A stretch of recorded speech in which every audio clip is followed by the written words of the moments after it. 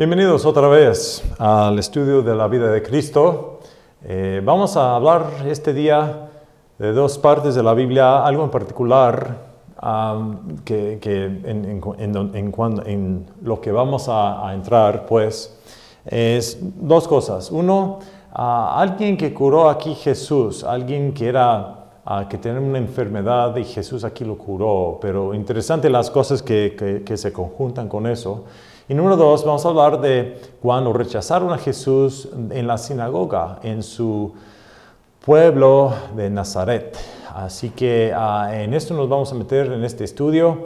Vamos a entender tal vez un poco más, espero, de lo que era la sinagoga, el sistema de la sinagoga, la historia de la sinagoga, qué es lo que hicieron, por qué se enojaron tanto con Jesús, lo que vamos a ver ahora. Vamos a estar en dos partes de la Biblia, primero en Juan capítulo 4, y luego vamos a estar en Lucas capítulo 4. Ok, vamos a orar.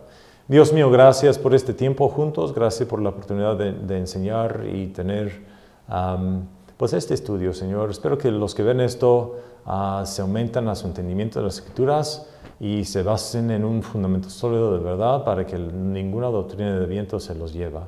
Gracias, Señor, por el amor que tienes para nosotros. Denos grande entendimiento y sabiduría en este tiempo. Todo esto pido en el nombre de Jesús. Amén. Ve por favor en Juan capítulo 4, en versículo 46. 46 hasta 54. Aquí dice, y como vino a Galilea, los galileos le recibieron, vistas todas las cosas que había hecho en Jerusalén y la fiesta, porque también ellos habían huido a la fiesta. Vino pues Jesús otra vez a Caná de Galilea. Deje pausar aquí un momento y decir que uno de los apóstoles, pensamos nosotros, presumimos que era de Caná, de Galilea, porque cuando Jesús hizo el primer milagro, esto cambiando al agua al vino, era en Juan capítulo 2. Ante eso, en Juan capítulo 1, vemos que Jesús escogió sus apóstoles. El último apóstol que él escogió en esa parte era Nataniel. Nataniel entonces aceptó a Jesús y le siguió nombrándolo rey de Israel. Con eso Jesús le dijo a él, porque yo te he dicho que te vi bajo el árbol, dice que soy rey de Israel, vas a ver a tantas cosas más. Nataniel entonces le sigue. Ahí inmediatamente en capítulo 2, entonces dice que él se fue, estaba en una boda en Caná, porque Nataniel le había seguido, presumimos que él estaba en la región o el pueblo o la ciudad de Caná, y es donde escogió Jesús a él. Presumimos entonces que el apóstol Nataniel era de Caná. Seguimos, 46. Donde había hecho el vino del agua, llevé un cierto cortesano, cuyo hijo estaba enfermo en Capernaum, cortesano, alguien de nobilidad. Como oyó que Jesús venía de Judea a Galilea, fue a él y le rogaba que descendiese y sanase a su hijo porque se comenzaba a morir. Entonces Jesús le dijo, si no viereis señales y maravillas, no creeréis. El cortesano le dijo, Señor, desciende antes que mi hijo muera. Dícele Jesús, ve, tu hijo vive. Creyó el hombre a la palabra que Jesús le dijo y se fue. Y como él iba ya descendiendo, sus criados le salieron a recibir y le dieron nuevas, diciendo, tu hijo vive. Entonces él les preguntó a qué hora comenzó a estar mejor y le dijeron, ayer a la séptima hora le dejó la fiebre. El padre entonces entendió que aquella hora era cuando Jesús le dijo, tu hijo vive, y creyó él y toda su casa. Este segundo milagro volvió Jesús a hacer cuando vino de Judea a Galilea. Vuelvo a repetir ese versículo, este segundo milagro. En Juan capítulo 2 dice que el primer milagro que hizo Jesús era cambiando el agua al vino. Aquí el segundo milagro. Entendemos que no hay nada en la Biblia escrita, ninguna palabra que está ahí por chance o por casualidad. Está ahí a propósito. Y cuando Dios dijo aquí primer milagro y segundo milagro, Él entonces los numera así, de esa manera, porque Él tenía un propósito. Así que nosotros vamos a ver el milagro en Caná, y de que Jesús curó al hijo del cortesano aquí en Caná también. Así que primero vamos a ver el hijo del cortesano. ¿Ok? El hijo del cortesano. Se sanó el hijo del cortesano. Así que, ¿qué vemos aquí en comparación? Vamos a establecer algo aquí al principio, porque es bueno ponerlos en la situación. Imagínate, estando aquí, Jesús está allí, viene y se acerca un cortesano a él. Y le dice a él, le pide que sane pues a su hijo del cortesano. ¿Qué pudiera hacer el cortesano que otra gente que eran pobres no pudieran hacer? Pues imagina uno que el cortesano era rico, por supuesto, ¿verdad? Tiene capacidad, tiene riqueza. Entonces, este hombre tenía la capacidad de tener a muchos físicos y doctores ver a su hijo para tratar de sanarlo, pero no pudieron.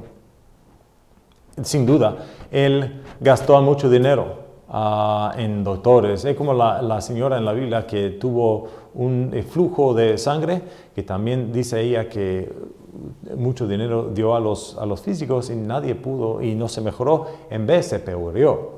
Así que los hombres y el entendimiento y la inteligencia del hombre no pudo curar a este niño. Pero Jesús sí. Así que este niño, llegamos a la conclusión, ahora que vemos a todo, que el niño estuvo enfermo para que luego la gloria de Dios y Jesús se aumentara. Esto no es la única vez que esto pasa. Hubo un hombre que fue ciego desde su nacimiento. Conoció a Jesús, vio a Jesús y Jesús lo curó siendo ciego e inmediatamente pudo ver. Pero él era ciego desde su nacimiento. Así que muchos dijeron, ¿qué pecado hizo este hombre que se nació ciego? ¿Es el pecado que hizo él o el pecado que hizo sus padres? En esto hay más entendimiento, no me voy a meter en eso. Pero él pensaban que era el pecado. Y entonces ahí Jesús dice que no se pecó él ni a sus padres, sino su enfermedad es para la gloria del Señor. A veces enfermedad entonces pasa para que Jesús a última se glorificara. Esto vemos, yo pienso también con el hijo del cortesano, que el niño se enfermó para que luego Jesús lo curara y con eso su fama dice que...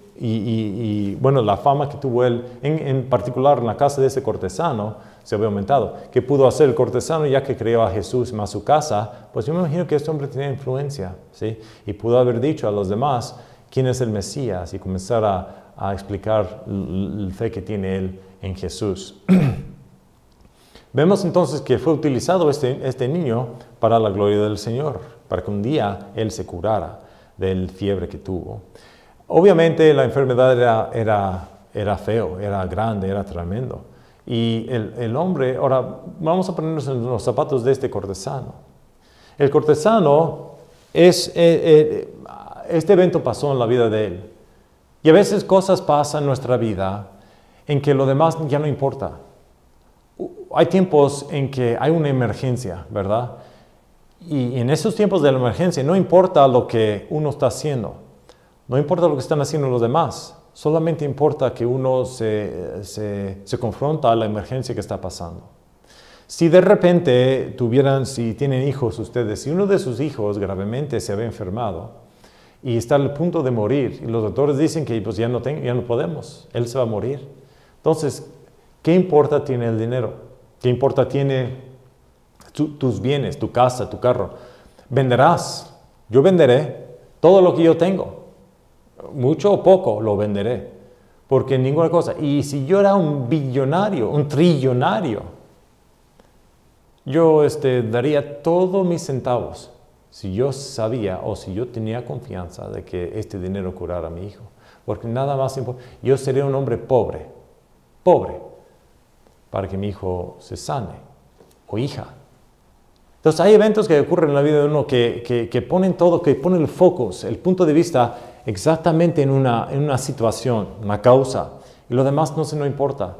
Nos ponemos en los zapatos de este cortesano. A él no le importaba si él tuvo que viajar hasta la otra parte del mundo de pie. Él lo hará porque su hijo estaba en una grave situación. Pensamos que es el único hijo que tuvo este señor. Entonces, lo demás no importaba a él. Él tuvo que haber, si es que él escucha de que hay alguien que puede curar a él, se llama Jesús, y si tú puedes ir a pedir que él te sana a tu hijo, él lo hizo, porque ninguna otra cosa importaba. El negocio que él tenía, tal vez su responsabilidad en el corte, nada importaba. Me imagino que todos nosotros hemos estado en situaciones así. Así que entendemos lo que estaba pensando y sufriendo este cortesano. Vamos a comparar entonces los dos milagros. Si dice en la Biblia el primer milagro y el segundo, vamos a comparar estos dos milagros, averiguar lo que podemos aprender de esto. ¿Qué tienen en común? Número 1, tienen en común que los dos se hicieron el tercer día. Por favor, mire en versículo 40.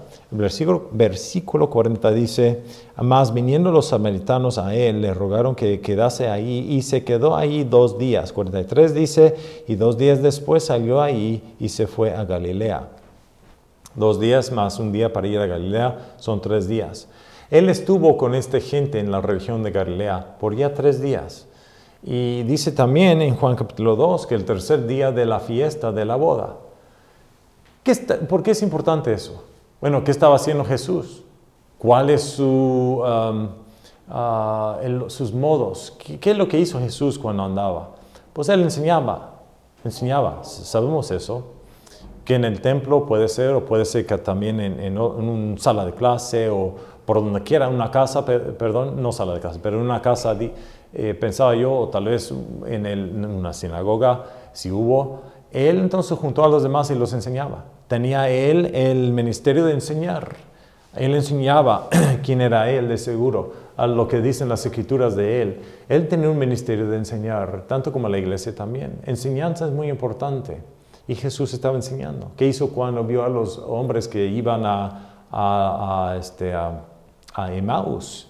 Pues los enseñaba. Él decía a ellos todo lo que decía en el Antiguo Testamento, perteneciendo al Mesías, cuál era él. Así que su costumbre, su modo, era enseñar. De que él estuvo con la gente 2 días o el tercer día, puede decir que 3 días o de ahí, él los estaba enseñando. Él estaba enseñando, dando a estas personas la oportunidad de aceptar a él como persona, como es él, de quién es él. También a la gente que estaban ahí, entonces cuando vieron a este cortesano acercar, ellos ya tenían días, o muchos de ellos tal vez, tenían días de enseñanza de Jesús. No era el primer día, no era de que inmediatamente viene este cortesano a Jesús cuando lo ve caminando y le pide esto y lo hace así. Así que los demás no solamente tenían la enseñanza que él daba, pero también tenían este milagro.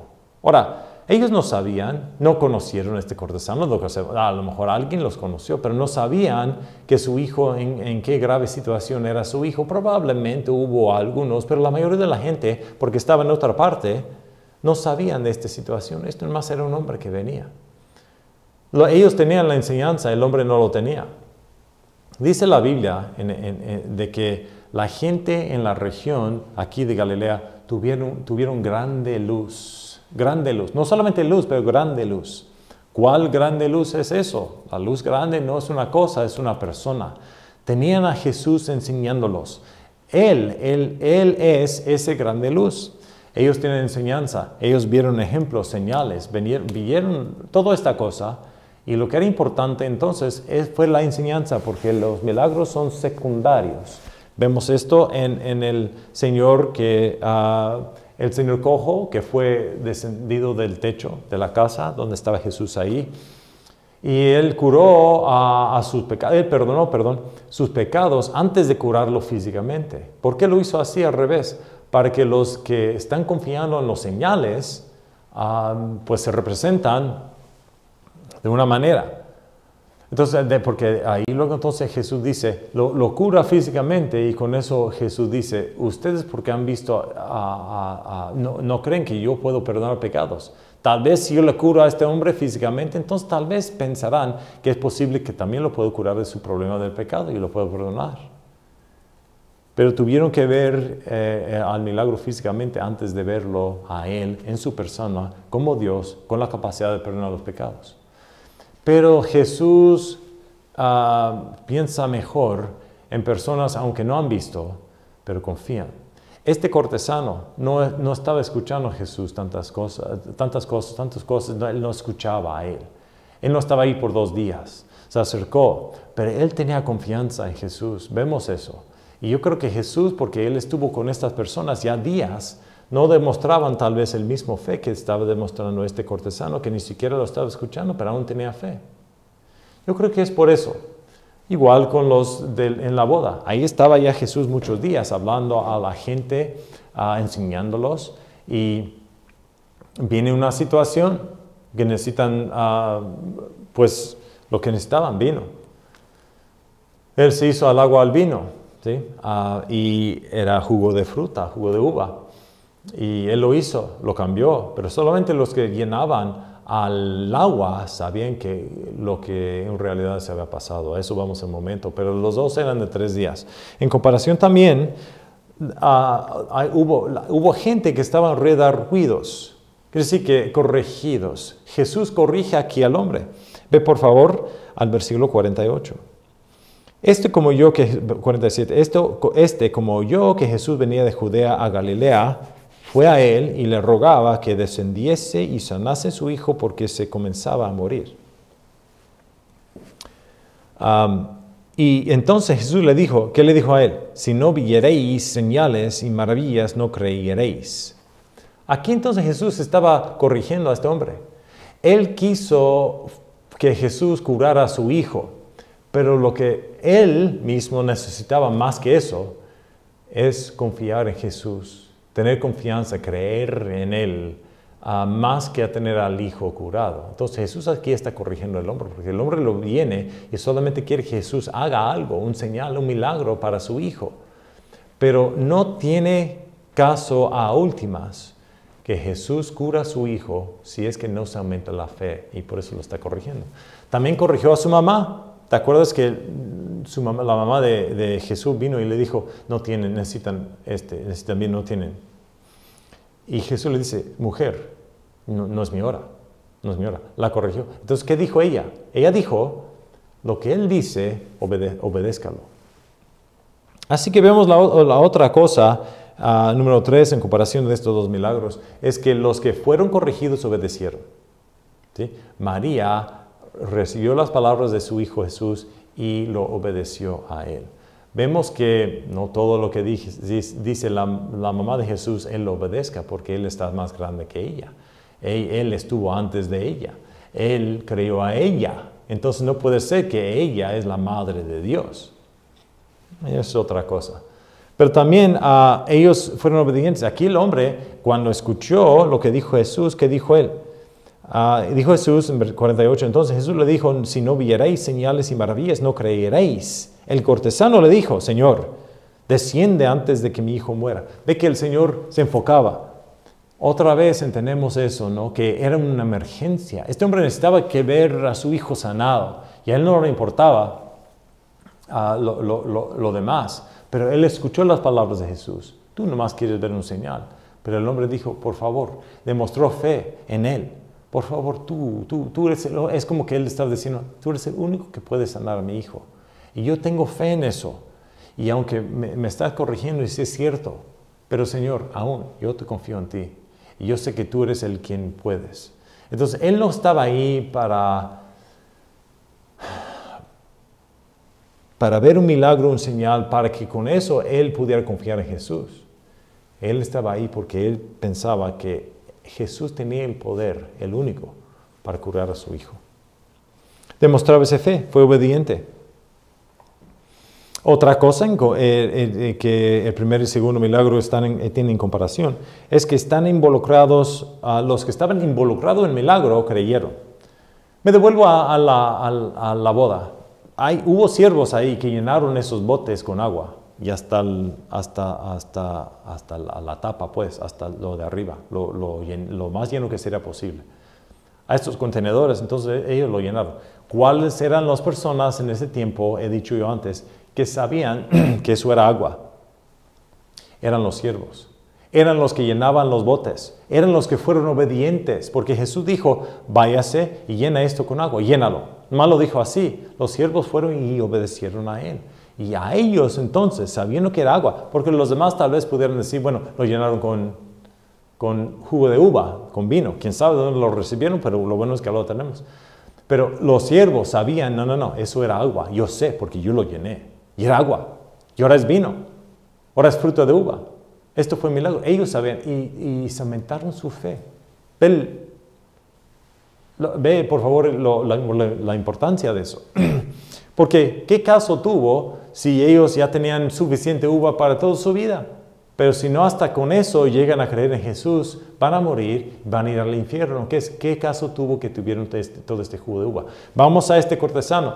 Si él hubiera curado al hijo, a todos sus hijos, a toda su familia, y curó a su hijo 7, 10, 20, 100 veces, pero ni con eso tuviera fe suficiente en Jesús, se muere el cortesano, tal vez su hijo también, y se van al infierno. ¿Qué caso tuvo entonces?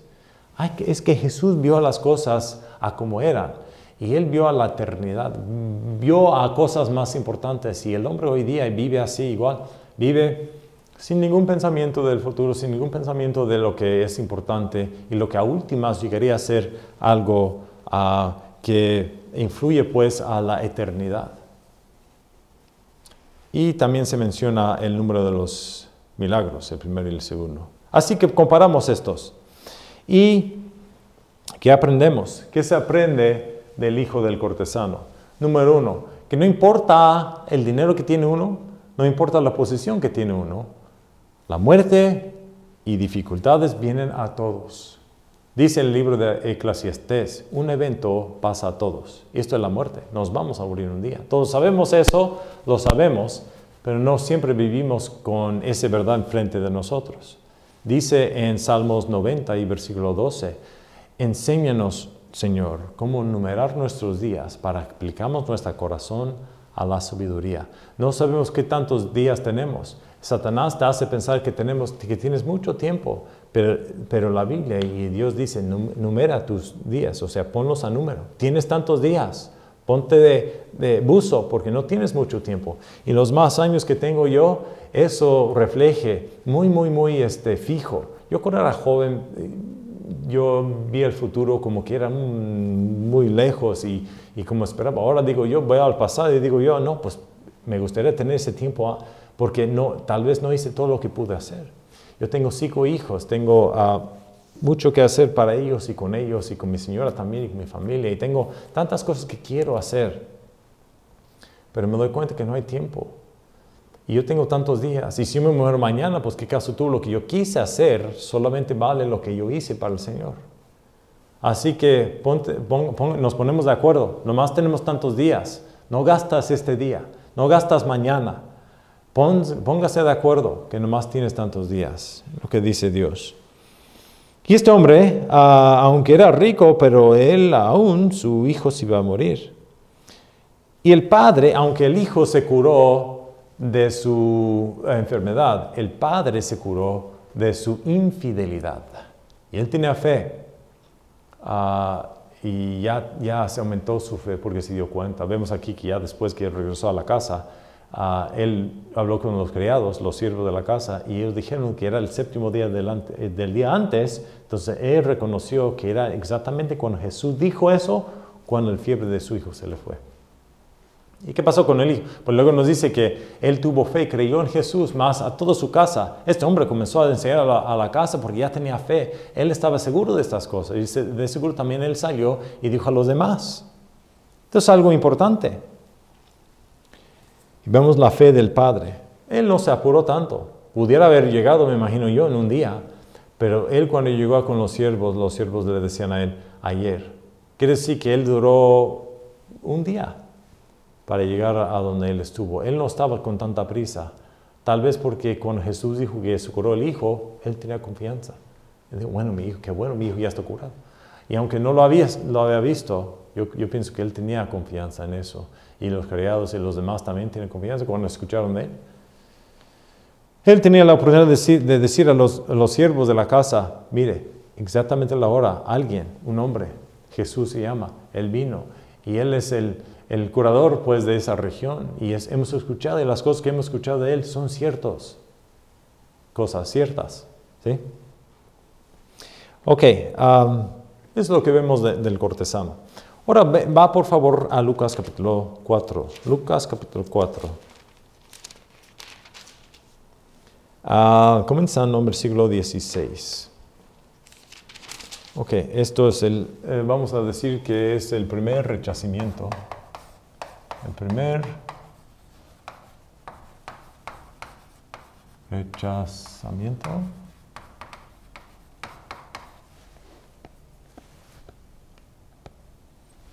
En Nazaret.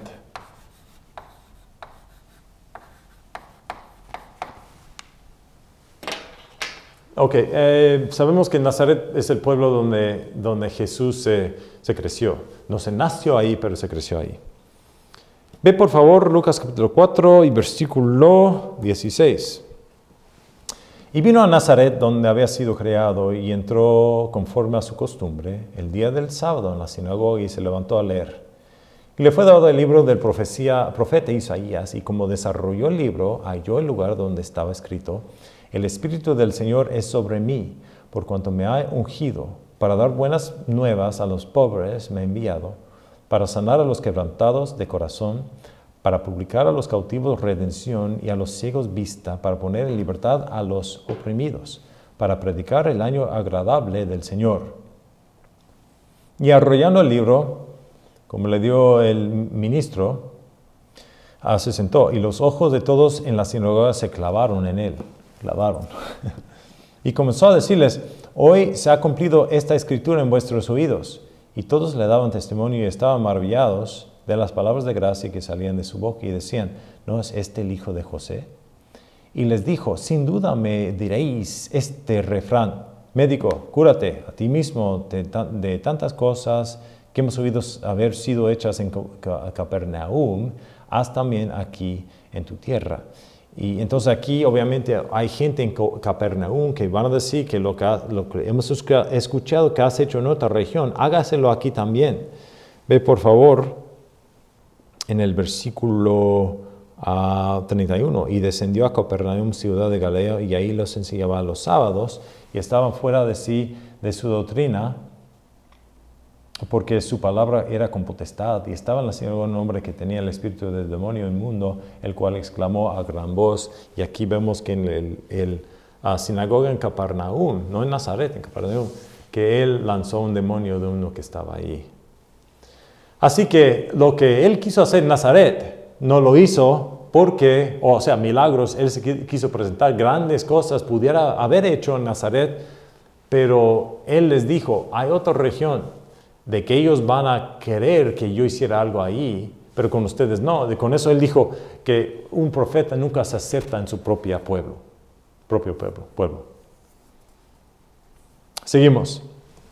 Aquí dice: daban testimonio y estaban maravillados de la palabra, agrado del Señor, y arrollando el libro, y comenzó a decirles: hoy se ha cumplido esta escritura en vuestros oídos. Ahora, en versículo, esto, hermanos, hermanas, es una maravilla. Porque si se da cuenta, en el libro de Isaías, capítulo 61 y versículo 1, ahí es como que Jesús está hablando. Es como que Él está hablando, pero Él no está. Quiere decir que el profeta Isaías supo, o tal vez él no supo, pues Dios supo y le dijo por medio del profeta que un día el Mesías iba a estar en un lugar, iba a leer profecía como que él está hablando de su persona. Esto no se llenó hasta que Jesús con su propia voz dice: mire lo que dice aquí: el Espíritu del Señor es sobre mí, por cuanto me ha ungido.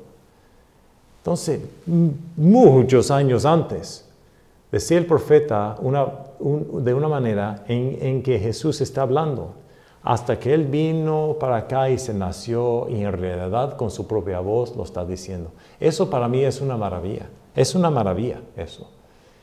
Y la gente en Nazaret tenían el beneficio de escuchar con la voz del Mesías lo que Isaías decía cientos de años antes. Tenían esa ventaja, que no solamente aquí lo tenemos grabado, aquí en la Biblia, pero ellos lo vieron de ojo, porque lo vieron a él sentado y diciéndolo. Eso es como un evento tremendo. Entonces el profeta Isaías aquí en este tiempo estaba hablando de una manera en que Jesús estaba hablando también aquí, y de que un día se iba a abrir y lo iba a leer con su propia voz, teniendo voz y siendo encarnecido frente de ellos. Entonces, es una maravilla eso. Y dice aquí, para predicar el año agradable del Señor y arrollando. Entonces, y daban testimonio y estaban maravillados de las palabras de gracia que salían de su boca y decían, ¿no es este el hijo de José? Pues este es el hijo, pues conocemos a su padre, a su madre. Esto no puede ser el Mesías, no puede ser la persona que decía Isaías en tantos años antemano, que hemos leído y hemos entendido desde nuestra niñez. Y les dijo, sin duda me daréis este refrán médico, cúrate a sí mismo. Y dijo, de cierto os digo, que ningún profeta es aceptado en su tierra. Él entonces va a dar testimonios en el Antiguo Testamento en donde los profetas de antes, ahora aceptados por estos como profetas, pero en ese tiempo, aunque eran judíos, no aceptaron a sus propios profetas mandados por Dios. Él da dos ejemplos, igual a como no lo están recibiendo en Nazaret, tampoco recibieron los profetas de antemano. Él dice, en verdad os digo que muchas viudas había en Israel en los días de Elías, cuando el cielo fue cerrado por 3 años y 6 meses, que hubo grande hambre en toda la tierra. Mas a ninguno de ellos fue enviado Elías, sino a Sarepta de Sidón, a una mujer viuda. Y muchos leprosos había en Israel en tiempo de profeta Eliseo, mas ninguno de ellos fue limpio, sino Naamán el Siro. Aquí vemos que él da dos ejemplos, uno en el tiempo de Elías y el otro en el tiempo de Eliseo. En Elías hubo un hambre y hubo muchas viudas entre los judíos, pero a ninguno fue el profeta de Dios, Isaías, sino a una que era de Sidón, el lugar de Jezebel, el lugar de los que eran gentiles, ni siquiera eran judíos, y eran gente mala, reconocido por sus maldades y todo, y pecado, y inmoralidad y todo lo demás. También hubo muchos leprosos entre los judíos, pero solamente Eliseo, el profeta de Dios, fue mandado a uno de Ciro. Otra vez son gentiles, no son judíos. La gente al escuchar eso, porque ahora no están recibiendo al profeta de profetas, no están recibiendo a Jesús, tanto como antes no recibieron a los profetas tampoco, no querían. Ahora los mismos judíos, igual a como sus padres antemano, no están recibiendo no solamente a un profeta, sino al profeta de profetas, al rey de reyes, al señor de señores, al Mesías. Y por eso está estableciendo el libro de Hebreos que Jesús es mejor que los profetas. Entonces, ¿qué hicieron? Pues se enojaron. Aquí dice, entonces todos en la sinagoga fueron llenos de ira, oyendo estas cosas, y levantándose le echaron fuera de la ciudad y le llevaron hasta la cumbre del monte sobre el cual la ciudad de ellos estaba edificada para despeñarle. Mas él, pasando por medio de ellos, se fue y descendió a Capernaum y todo eso. Aquí en las sinagogas vamos a establecer algo de la sinagoga. ¿Por qué entonces estaba leyendo Jesús aquí? ¿Quién es el ministro que le dio esa porción de la Escritura? ¿Por qué se enojaron tanto? ¿Por qué? ¿Por qué se enlocaron? Aquí vemos que lo agarraron y lo quieren aventar por un monte para que se muriera. Lo iban a matar. ¿Por qué? ¿Por qué se respondieron así? ¿Qué tenía la sinagoga? ¿Qué tenía esto? Bueno, de eso quiero establecer. Otra cosa, lo que se ve aquí, de que cuando él fue a Capernaum, dice, por favor, mire, en versículo 31, y descendió a Capernaum, ciudad de Galilea, y allí los enseñaba a los sábados, y Jesús y estaba fuera de sí, de su doctrina, fuera de sí, o sea, asombrados con su doctrina, porque su palabra era con potestad. Y estaba en la sinagoga un hombre que tenía un espíritu de un demonio inmundo, el cual exclamó a gran voz. Aquí vemos una persona que estaba en la sinagoga, que estaba endemoniado. Hasta que Jesús fue a Capernaum y estaba leyendo la Biblia, fue cuando se gritó el demonio. Y me imagino que los demás no sabían. Este hombre estaba en la sinagoga. Tal vez era un hombre que los demás le conocían. Se estaba sentado al lado de ellos ya por mucho tiempo y no se dieron cuenta. Este hombre estaba lleno de un demonio. Estaba en la sinagoga. Un milagro. Si Satanás iba a plantar a uno de sus siervos en algún lugar, sería en la sinagoga, será ahora en las iglesias. Hay eso. Satanás quiere atacar a las iglesias y muchas veces pone ahí a alguien que no está bien, que tiene un espíritu tal vez inmundo, que ahí está sentado y está ahí, es un lobo en la iglesia y está ahí para fracasar la junta y para hacer maldades entre ellos. Entonces, ¿qué significancia tiene la sinagoga? Vamos a hablar un poco de la historia de la sinagoga. Sabemos que siempre hubo sinagogas. Esto se comenzó en Jerusalén. Pues mire, cuando los judíos eran en el templo donde ellos deberían de orar, y eso era pocos veces después durante la cosecha donde se fueron al templo para adorar al Señor y traer su sacrificio y todo eso.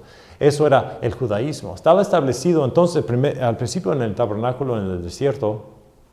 Después se construyó el templo Salomón. Y de ahí entonces ofrecieron sus sacrificios y practicaron el judaísmo en el templo. Pero el resto del año, pues, ¿qué hicieron? ¿Cómo practicaron el judaísmo? No puede ser que nomás una vez al año eran judíos y el resto del tiempo hicieron otra cosa, sino que ellos tenían lugares donde se juntaron para leer la ley, para estudiar, para enseñar hebreo de seguro y para todo esto. Estos eran centros de comunidad, lugares donde se juntaron todos y se comenzaron a enseñar. Esto desde el principio hubo muchos de seguro, porque cuando los judíos se fueron a sus pueblos, tenían donde juntarse y estudiar estas cosas. Eran las sinagogas. Sinagoga es una palabra griega que quiere decir el centro, la junta de enseñanza. Y era durante el sábado. El sábado es una palabra hebrea que quiere decir descanso. Entonces, en el sábado se fueron a la sinagoga. El día de descanso fueron a escuchar enseñanza. Es lo que hacemos ahora en la iglesia, o debemos estar haciéndolo. Así que, pero la sinagoga, hubo sinagogas, dice que se comenzó en Jerusalén, pero donde quiera que fueron los judíos, se establecieron su sinagoga. Es mucho como los Amish, de que ellos se establecen su colonia. Ya cuando hay mucha gente en la colonia, algunos viajan a otro lugar para establecer otra colonia. Es lo que hicieron los judíos también. Se fueron a un lugar y cuando se aumentaron suficiente para tener una sinagoga, entonces comenzaron a construir una sinagoga en esa región. Entonces, vemos dónde se comenzó la sinagoga. De una de estas sinagogas entró Jesús para leer esta escritura. Cuando esto pasó, hubo sinagogas entonces, pero ¿cuándo es que la sinagoga se aumentó y se hizo más importante? Porque hubo un tiempo, vemos en el tiempo de Jesús aquí, ¿en qué se está confiando más las personas? ¿En el templo? ¿El sacerdocio tiene mucha prominencia entre la gente? Claro que no, pero la sinagoga sí. La sinagoga en el tiempo de Jesús tiene mucha importancia, bastante importancia. Y aquí Jesús entonces, él va a la sinagoga y la gente que están ahí ya tienen muchos años creídos en la sinagoga, ellos, sus padres y antemano, muchas generaciones de enseñanza en la sinagoga. Pero se subió a prominencia o se subió a importancia en el tiempo cuando los hijos de Israel fueron cautivos a Babilonia. En ese tiempo, cuando fueron a Babilonia, se destruyó su templo. No pudieran ir al templo, no pudieran leer de la ley en el templo, porque ellos estaban en otro lugar y el templo estaba destruida. Es cuando la sinagoga se subió de importancia y nunca se dejó de ser así hasta hoy día. Hoy día no hay un templo, se destruyó otra vez, pero los judíos se juntan en sus sinagogas. La sinagoga entonces viene siendo el lugar más importante para el judío, porque no hay un templo. No más importante, bueno sí, especialmente desde el punto de vista de la enseñanza. Bueno, en el tiempo de Jesús vino siendo muy semejante. Y sin duda existió en Babilonia. No pudieron ofrecer sacrificios y naturalmente se comenzaron a orar y juntarse juntos como judíos y orar y estudiar hebreo y todo esto. Así que tuvo más significancia y se hizo uno de los lugares más importantes del lugar de adoración. Hay ciertos puntos que quiero decir aquí de por qué la sinagoga se subió a ser tan importante en lo que vemos aquí en el día de Jesús. Bueno, número uno, porque era local. Era un lugar donde la gente pudiera ir. No todos, porque vivían muy lejos, pudieran ir al templo. Entonces, donde estaban, tenían que tener un lugar donde se pudieran juntar, que era más conveniente. En ese tiempo no hubo aviones, ni coches o nada. Entonces, no era conveniente que la gente fueran al templo cada sábado, porque no podían. Entonces, no era conveniente. Así que establecieron, era más importante la sinagoga porque es donde se pudieran ir. Número dos, tuvo mucha influencia a poner fijo la opinión religiosa de los judíos. La sinagoga, más que el templo, se formó a la opinión de qué es el judaísmo. Se aumentó la opinión del punto de vista religioso de los judíos, era en la sinagoga, no en el templo, porque en la sinagoga era donde tenía más influencia, porque no hubo templo. Es lógico. Entonces se estableció la opinión religiosa de los judíos, no en el templo, sino en la sinagoga. Dice en Romanos capítulo 2, 17, esto es lo que dice Pablo, hablando del judío y a cómo el judío pensaba de la ley.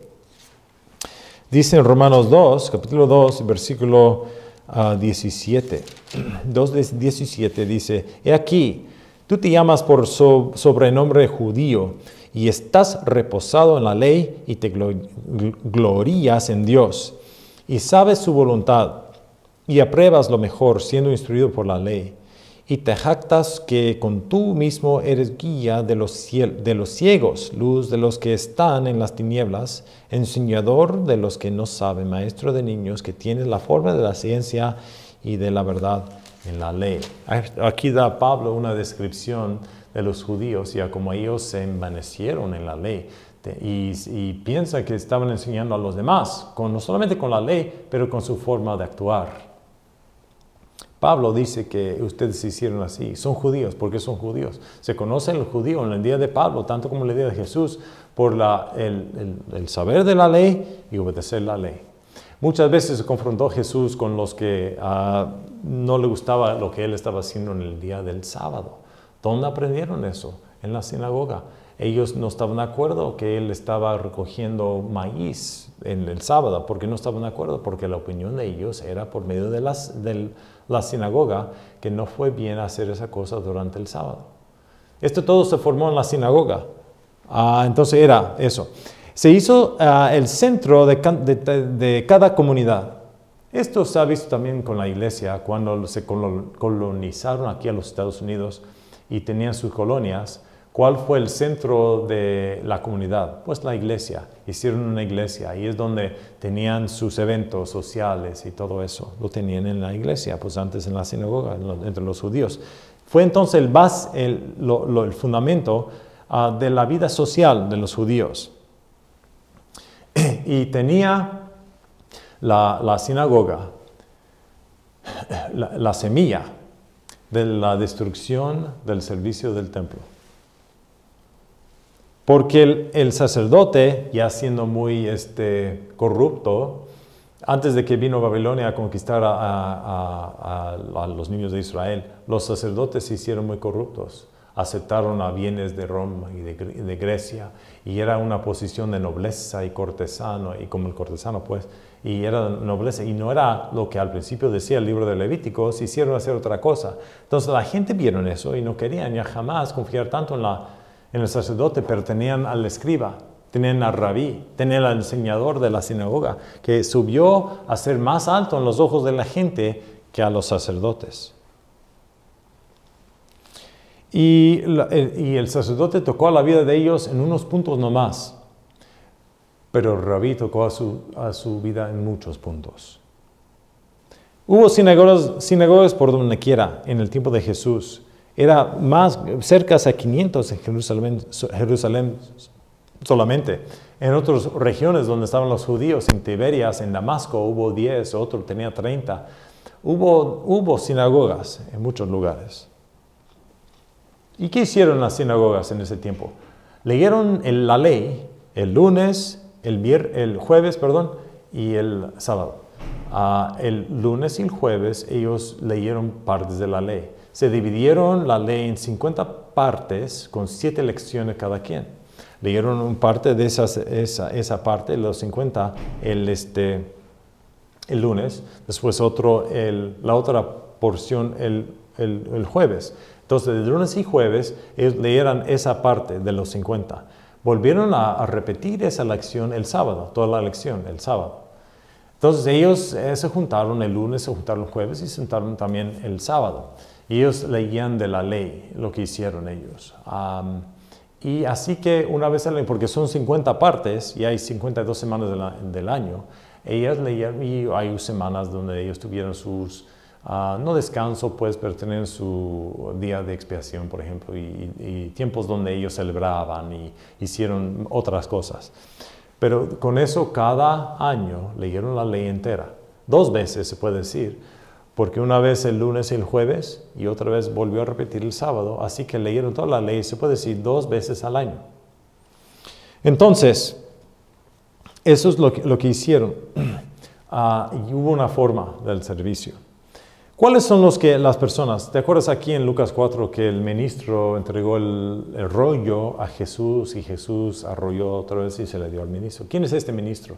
¿Cuáles son los que tenían posiciones en la sinagoga? Bueno, número 1 eran los ancianos. Estos eran hombres que tenían, yo miro que tenían sus años, pues eran grandes, pero tenían sabiduría. Eran los hombres que en la comunidad eran como el liderazgo de la comunidad, gente respetada. Estos eran como los diáconos de la iglesia, donde ellos entonces se juntaron y se hicieron decisiones para la sinagoga. ¿Qué vamos a hacer en la sinagoga? ¿Cómo lo vamos a hacer? ¿Y dónde vamos a ir? Y todo eso. También era el ministro. Esto controló el servicio y leyó bastante. Leyó mucho de la ley y era el que conducía, mucho como el pastor. Lo que eran los siervos. Estos eran los únicos que se pagaron a ellos y eran para mantener. Era gente que mantuvieron pues la sinagoga, reparaciones, limpieza, todo eso. Eran los urgieres, pues, que recogían las ofrendas, y luego un interpretador, alguien que interpretaba lo que decían en el servicio de la sinagoga, otro lenguaje.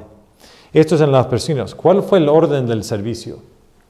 Aquí vemos que Jesús subió y leyó de los profetas, arrolló, y los demás estaban clavados en él, sus ojos, porque querían escuchar de él algo. ¿Por qué querían escuchar? Porque el servicio demandaba eso.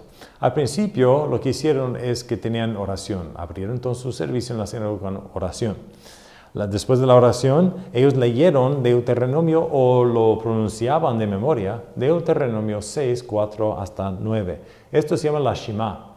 Cada judío que es creado en la sinagoga sabe al Shema porque volvieron a repetir esto de memoria cada sábado.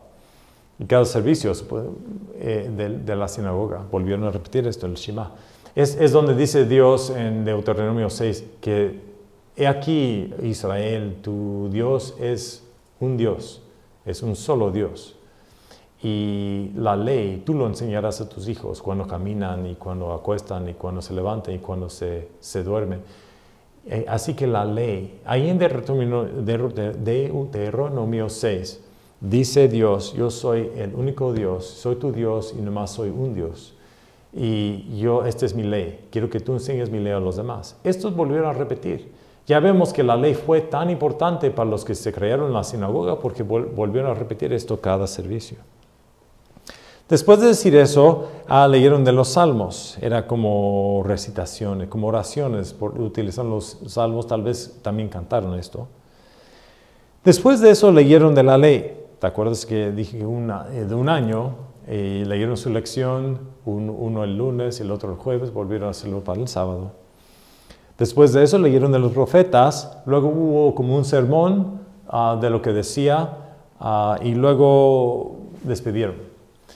¿Cuál fue el parte del servicio que Jesús estaba cuando leían de las profetas? Él entonces estuvo ahí y hubo personas ahí que estaban ahí, en particular, que fueron invitados para leer y para dar el sermón. Jesús era uno de ellos. Y él leyó Isaías 61 y terminó no leo todo el versículo porque en Isaías 61 se habla de la primera venida de Cristo y la segunda venida. Él leyó lo que pertenecía a su primera venida y de ahí cesó.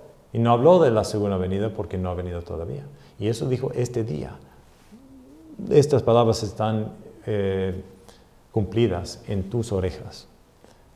Les digo, fue algo increíble. Y de ahí entonces él se sentó, se fue a su asiento.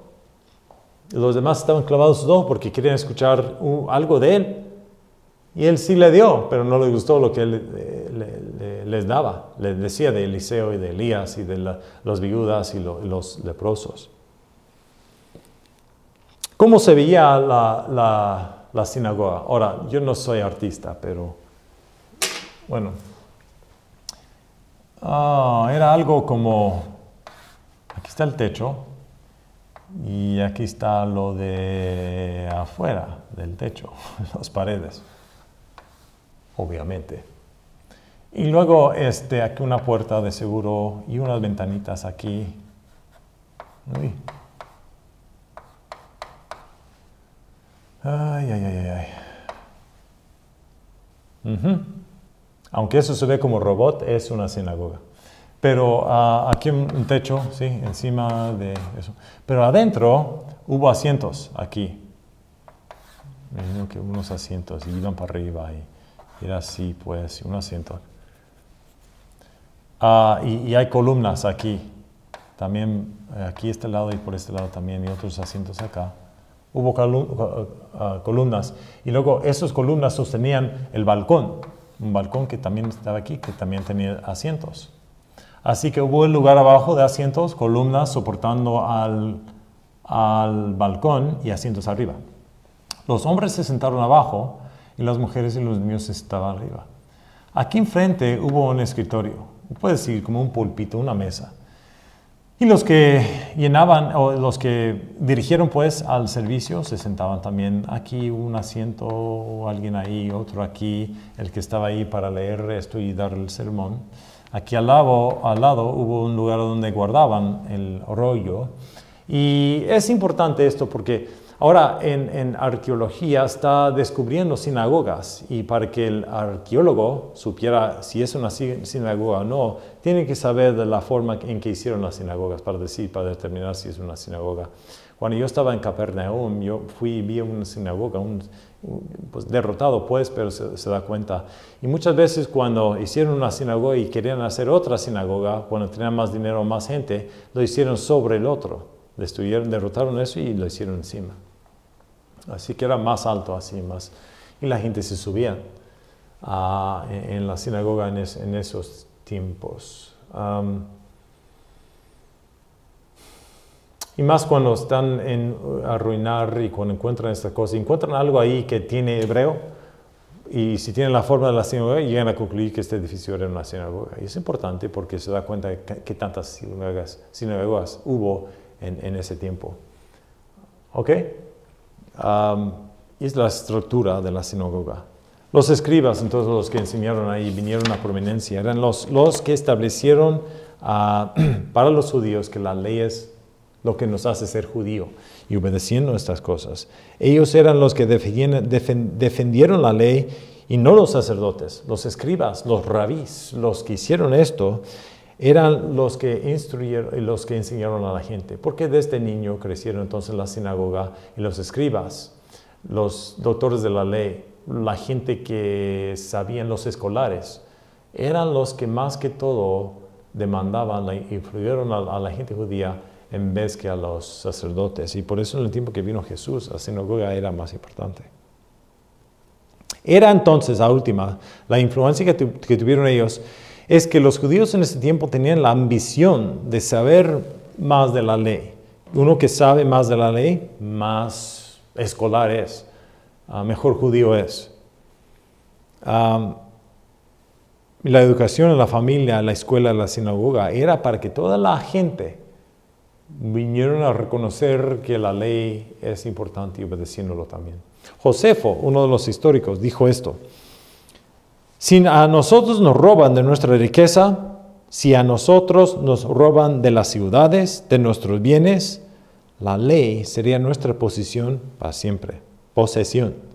Ningún judío será tan removado o quitado pues de la tierra de sus padres. O no temerá tanto a un general sobre ellos, tanto que como no tuviera miedo de la ley de Dios, más que a cualquier otra nación que está sobre ellos. En esto entendemos la importancia que tiene la ley. El judío entonces llegó a, si fue necesario, dar su vida para la ley. Ya entendemos por qué, tal vez. Entonces, cuando Jesús entró en la sinagoga en Nazaret, cuando él decía de que los profetas no fueron dados a ustedes, sino a las naciones gentiles, se enlocaron. Se enlocaron porque él está diciendo, ellos escucharon que toda esta historia, todos los que nos enseñaron aquí en la sinagoga, no vale porque Dios entonces está más de acuerdo a la gente gentil que a nosotros que obedecemos la ley. Y francamente eso es cierto. Muchas personas quieren demostrar buenas obras y piensan que con las buenas obras o su tradición, cualquier persona que es tradicionalista y dice que es bautista o católico por tradición, está queriendo ser un parte de algo y no quebrar esa tradición, pero piensa que por las buenas obras y yendo a la misa o algo así, que se siente bien, que ha hecho una obra buena para el Señor. Pero el hombre ve a lo de afuera, pero Dios ve al corazón. Y cada persona que utiliza tradición o todo eso para impresionar al Señor, Dios no está impresionado con eso, porque Él ve al corazón. Y si hay una persona que tiene su corazón para saber y conocer a Dios y arrepentir y aceptar a Jesús, más vale esa persona que a las personas que tienen muchas obras de tradición bajo ellos. Así que entendemos esto. Y tal vez hay gente que dice, bueno, yo soy de esta religión, coloreado, católico, y así voy a ser, y toda mi familia, y X y todo eso. ¿Dios está impresionado con eso? Si aquí los judíos eran más tradicionalistas que a los que dicen así, pero aún Jesús dijo que los profetas no fueron mandados a ustedes, a sus padres, sino a otros. ¿Por qué? Porque es la condición del corazón que marca a Dios importante y no la tradición y no las obras que hace uno. Uno se defiende su tradición, igual que los judíos aquí, hasta que se enlocan. No, yo pienso que los católicos mucho, porque tal vez otros, los musulmanes también igual. Es por tradición, así nos enseñaron y así va a ser y todo eso. Dios está impresionado con eso. Cuando Dios ve al corazón, Él sabe lo que está adentro. Él ve a un pecador y Él sabe a las personas individualmente, no una iglesia, a cada persona.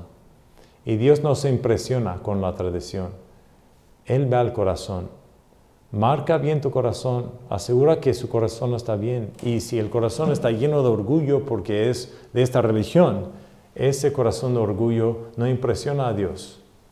Un corazón humilde, un corazón que es listo para arrepentirse de los pecados y aceptar a Él, más importante es lo que impresiona a Dios. Acuérdese de eso. Gracias por estar conmigo este tiempo. Ojalá y que hemos mejorado nuestro entendimiento de las Escrituras un poco más por estar aquí conmigo. Espero verlos para otra vez. Adiós.